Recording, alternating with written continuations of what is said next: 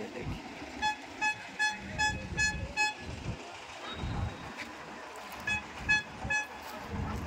ये है लातेहार जिला के टोरी चंदवा का रेलवे फाटक, जिसमें 1 से 1.5 घंटे से गाड़ी बीच में लाइन में लगी हुई है और मोटरसाइकिल वाले लोग बीच में लाइन में घुसा दिए हैं।